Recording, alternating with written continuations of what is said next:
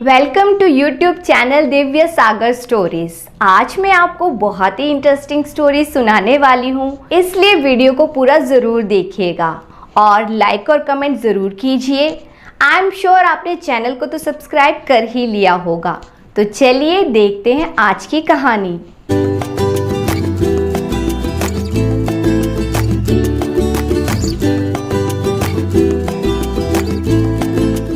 एक समय की बात है, एक राजा और एक रानी थे जो प्रसन्नता से रहते थे। परंतु जैसे जैसे समय बीतता गया, राजा व्याकुल होने लगा। उसके मन में दुनिया देखने की लालसा उत्पन्न हो रही थी। वह युद्ध में अपनी शक्ति आजमाना चाहता था और प्रतिष्ठा व सम्मान अर्जित करना चाहता था। उसने अपनी सेना को तैयार किया, रानी को प्यार से अलविदा कहा और फिर सेना सहित दूर देश के दुष्ट राजा से युद्ध करने चल दिया। राजा और उसकी सेना कई माह तक आगे बढ़ते रहे। जिससे भी उनका सामना होता उसे वह हराते गए।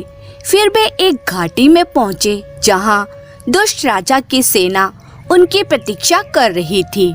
राजा की उस युद्ध में पराजय हुई। उसके सैनिक भाग आए और राजा बंदी बना लिया गया। रात में उसे जंजीरों में बांधकर रखा जाता और दिन में उसे खेतों में हल चलाना पड़ता।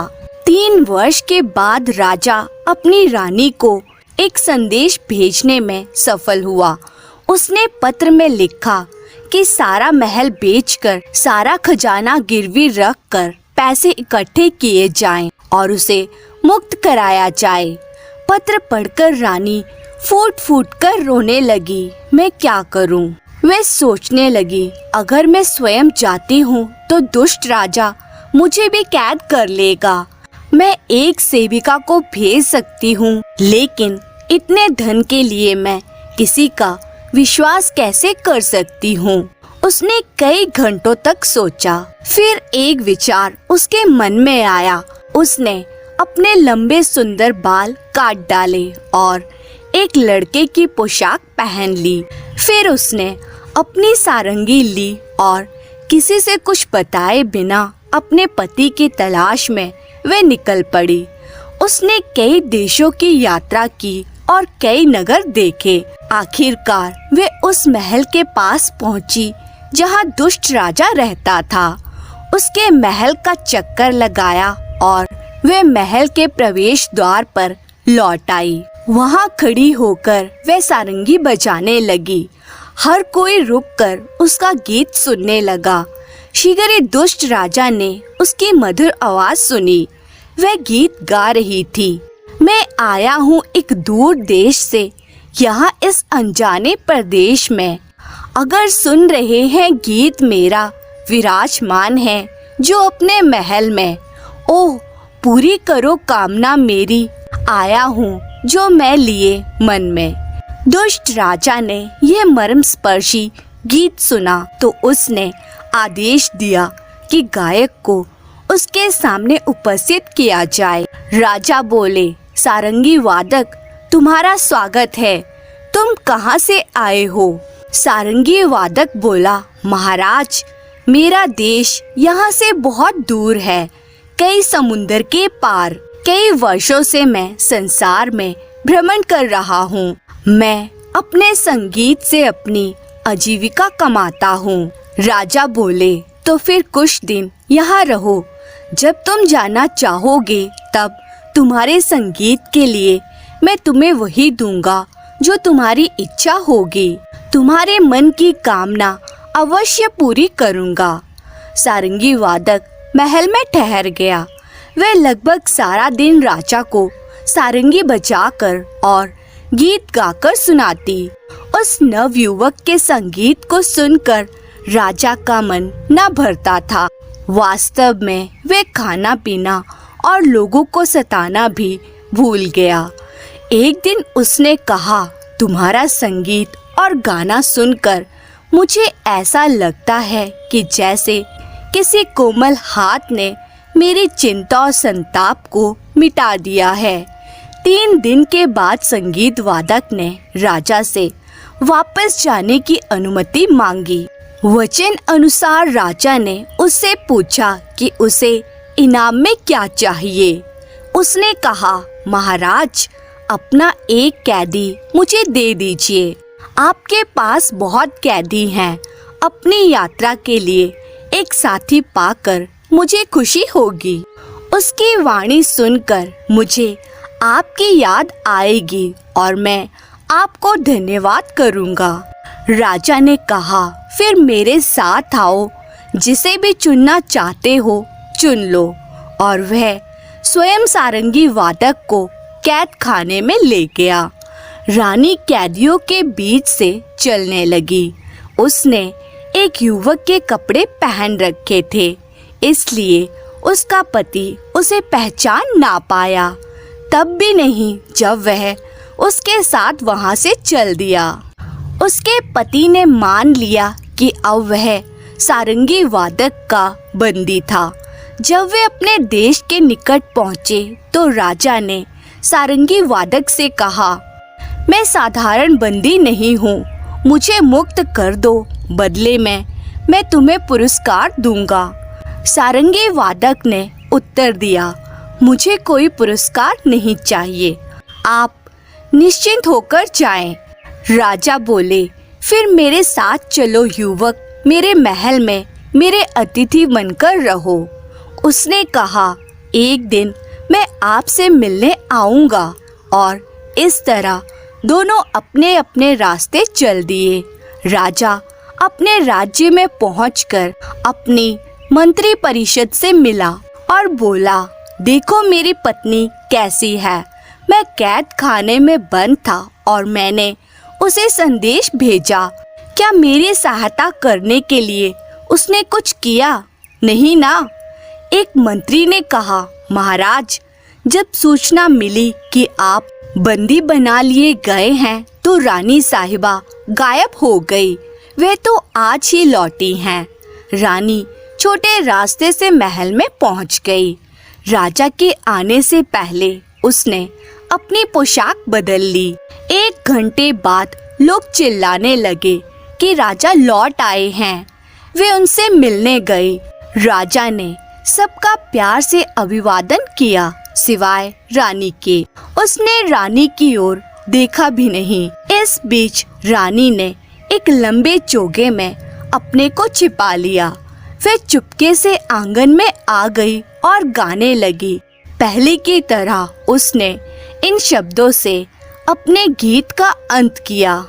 अगर सुन रहे हैं गीत मेरा विराजमान है, जो अपने महल में पूरी करो कामना मेरी, आया हूँ जो मैं लिए मन में। जैसे ही राजा ने ये गीत सुना, वे बाहर आंगन की ओर भागा और संगीत वादक को महल के अंदर ले आया। उसने अपनी परिषद को बताया, यही है वह युवक जिसने मुझे कैद से रिहा कराया था। फिर सारंगी वादक से उसने कहा, तुम मेरे सच्चे मित्र हो, मुझे तुम्हारे मन की कामना पूरी करने दो। रानी ने कहा, मुझे विश्वास है कि दुष्ट राजा से आप कम उदार ना होंगे। उसने मेरे मन की कामना पूरी की और मुझे वह मिला जो मैं पाना चाहता था। मुझे आप मिले और अब आपको खो देने का मेरा इरादा नहीं है। इतना कहकर उसने अपना चोगा उतारकर फेंक दिया। तब राजा को समझ आया कि रानी जिसे वह सदा प्यार करता था, वास्तव में उसकी सच्ची अर्धांगिनी है। धन्यवाद।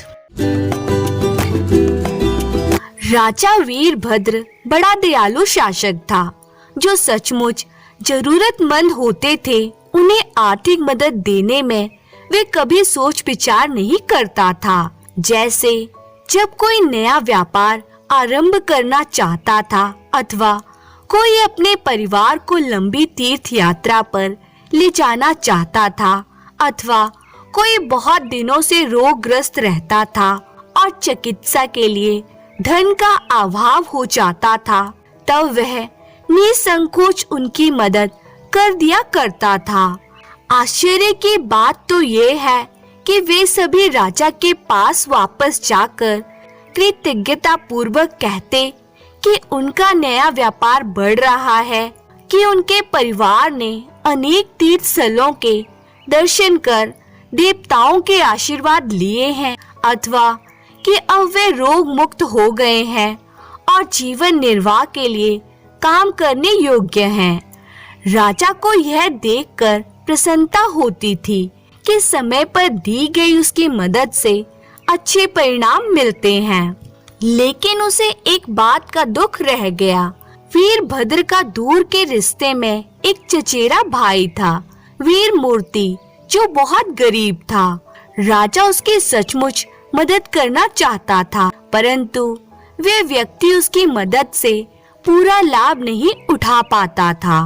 वीरमूर्ति एक अच्छा शिकारी था और भिन्न भिन्न विषयों पर कविताएं भी बनाता था और राजा को सुनाता था। राजा को कविता बहुत प्रिय थी। वीरमूर्ति जब भी आखेट से वापस आता या कविता सुनाता तो राजा उसे पुरस्कार देता था, लेकिन धन का उपयोग करने से पहले ही या तो वो चोरी हो जाता अथवा मार्ग में उसका थैला खो जाता। इस प्रकार वे हमेशा गरीब का गरीब ही बना रहा। जब भी वह महल में आता तो वह मैले कुचले कपड़ों में होता अथवा भूखा प्यासा रहता। एक दिन वीरमूर्ति ढेर सारे शिकार के साथ महल में आया। राजा वीरभद्र उस पर बहुत प्रसन्न हुआ।